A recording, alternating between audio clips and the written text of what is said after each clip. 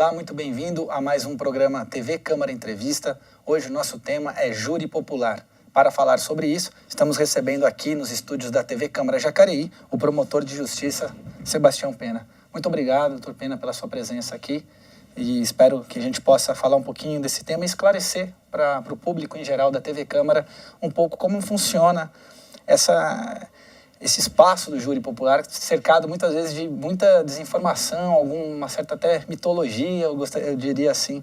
Então, primeiramente, gostaria de agradecer a sua presença e perguntar para o senhor o que é o júri popular, que tipo de crimes competem a essa instância. Agradeço o convite, Elton. O júri popular é uma instituição muito antiga já no mundo, vem da Alemanha e no Brasil desde 1822, com a lei da imprensa que previu julgamento de quem cometesse lá os ilícitos da lei da imprensa por parte de pessoas do povo. Depois isso veio se reformulando e a roupagem do júri que temos hoje já data de 1946. Basicamente, 7 pessoas são chamadas a julgar os crimes dolosos contra a vida. Essa é a expressão que tem na Constituição da República. O que significa, na verdade, os crimes intencionais contra a vida humana. É algo que não é muito divulgado. A Constituição fixou essa competência para o Tribunal do Júri sem exclusão de outras, muito embora a nossa legislação não tenha previsto ainda julgamento de outros crimes, mas poderia haver essa previsão. Esses crimes intencionais contra a vida, no nosso Código Penal hoje, são o homicídio, que é o crime mais comum, é o que todo mundo assiste na televisão, todo mundo ouve dizer. Temos também o aborto, o infanticídio e a participação em suicídio. São crimes de ocorrência mais rara e de pena menor e, portanto, os agentes estão suscetíveis a alguns benefícios da lei. Raramente um crime desse chega a um julgamento pelo júri, mas pode haver. É algo também que acontece quando um homicídio ocorre juntamente com outro crime, esse outro crime acaba sendo julgado também pelo Tribunal do Júri. A gente diz que o julgamento do homicídio atrai o julgamento do crime que seja conexo, que tenha sido perpetrado no mesmo contexto. Basicamente é isso, a competência do júri, né? E como é que é formado? Quantas pessoas são? São 7 pessoas que formam o júri no Brasil? O que a gente chama de conselho de sentença são 7 pessoas.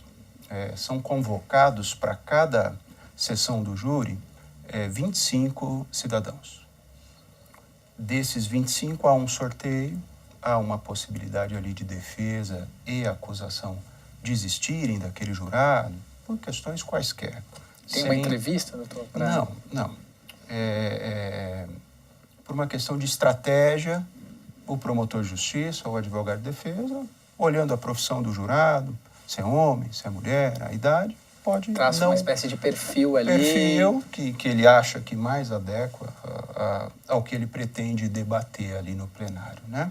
Então, antes, instalado o julgamento, ocorre o sorteio dos jurados que vão compor aquele conselho, aquelas 7 pessoas que vão julgar propriamente.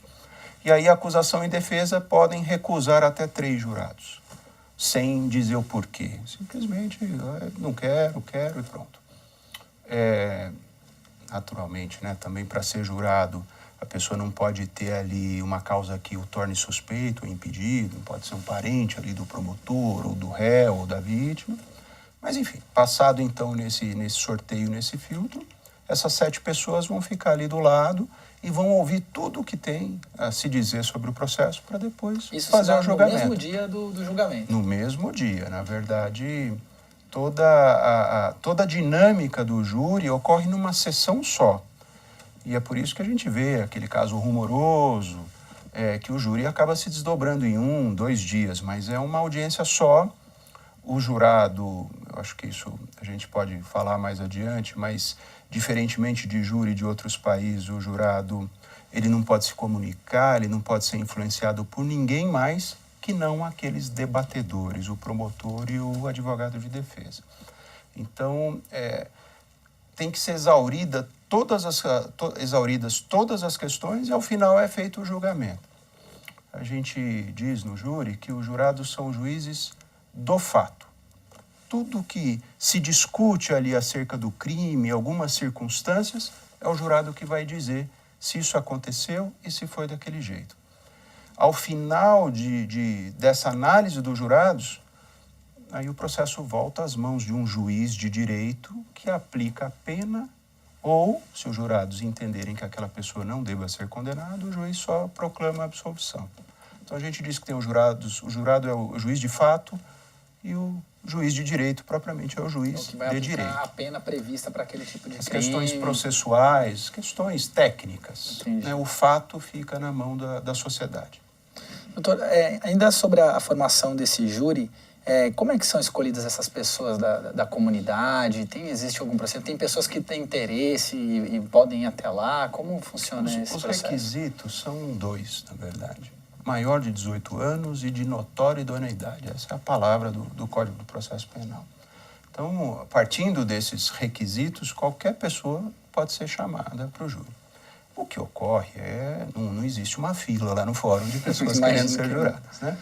Então, os juízes de varas de júri pedem para empresas encaminharem uma lista de pessoas que teriam mais de 18 anos, faculdades, enfim.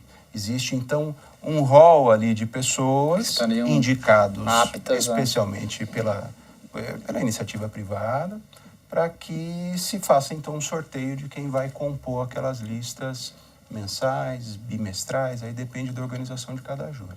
Agora, é possível que alguém queira ser jurado, aí deve comparecer lá no fórum, na vara do júri, e avisar, dar o nome, essa pessoa vai participar do próximo sorteio para compor aqueles 25 que serão chamados.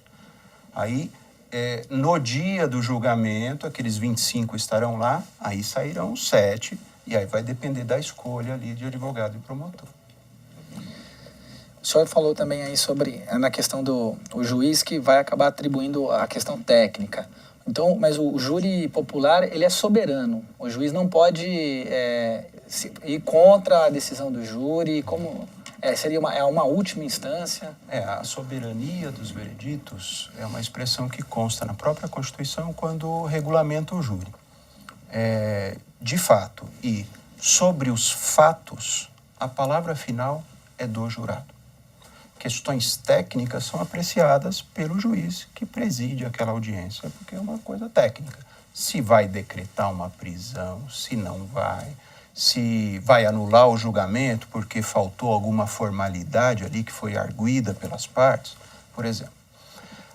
Feito o julgamento, o sujeito condenado, absolvido, e o juiz lavrando essa sentença, essa parte formal, porque o julgamento é o jurado que fez, há a possibilidade de se recorrer e esse recurso é ao Tribunal de Justiça. Então, é uma soberania dos vereditos mitigada, na verdade. Questões processuais sempre podem ser arguidas e o Tribunal de Justiça pode reformar esse processo, anular e mandar novo julgamento. Existe uma hipótese que é excepcional, em que pode haver uma reanálise do mérito. Mas a hipótese é excepcional conforme a nossa legislação. Seria só para aquele julgamento que desborda completamente da prova do processo.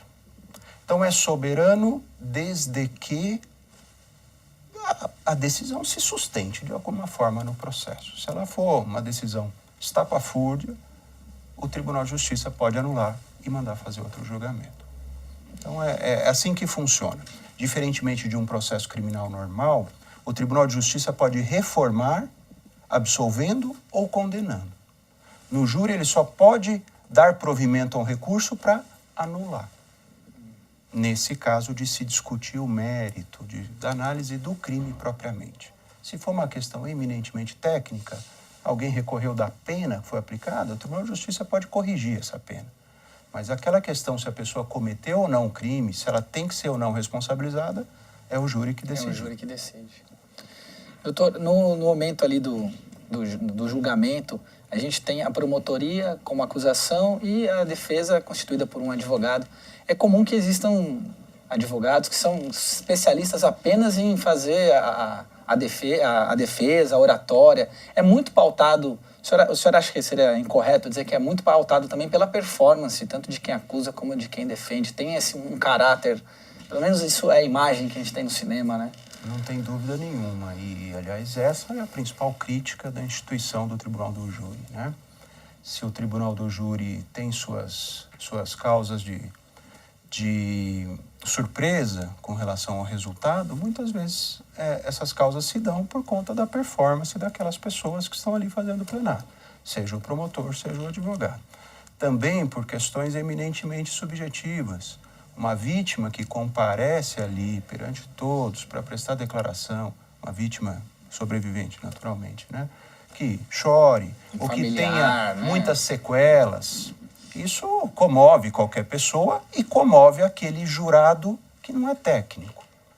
E da mesma forma, um réu, pai de família, com seus 4 filhos, que à beira de ir para a prisão se condenado, essa situação também é muito explorada em júri e também comove o jurado. Então, não só o aproveitamento ali da testemunha ou do réu, mas também a pessoa com uma boa oratória, que possa ali usar talvez argumentos mais persuasivos, menos persuasivos, mais emocionais, possa definir o resultado do julgamento. Essa é a razão pela qual o Tribunal do Júri é tão criticado, na verdade, né?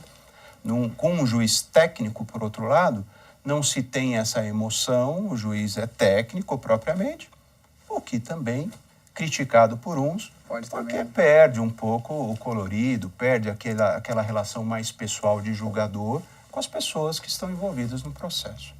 Por isso é tão importante, então, esse trabalho que vem desde a formação do júri, a escolha do jurado, né? Ali você consegue também, de certa maneira, ter uma expectativa que um perfil de uma profissão, uma idade, o gênero, tenda a ser favorável ou não ao que está sendo julgado. Sem dúvida. Um crime passional pode ter uma interpretação completamente diferente por um júri formado por senhoras do que um júri formado por professores de matemática. Tem que estar muito atento também à sociedade. À sociedade.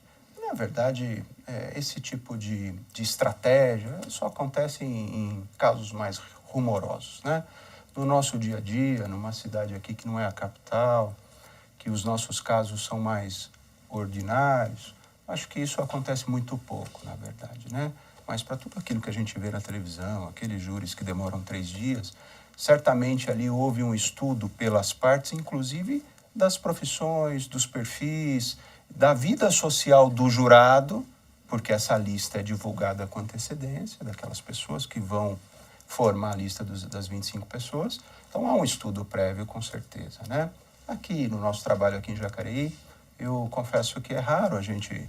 É mais, talvez, uma seleção aí do sexo do jurado, porque é uma causa mais emocional. Não, é uma causa que envolve violência de gênero, a violência doméstica.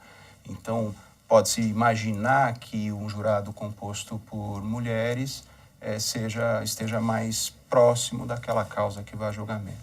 É por aí. Muito bem, você está assistindo ao programa TV Câmara Entrevista. Hoje estou recebendo aqui o promotor de justiça Sebastião Pena. Estamos debatendo sobre o júri popular. Vamos para um breve intervalo e voltamos em instantes.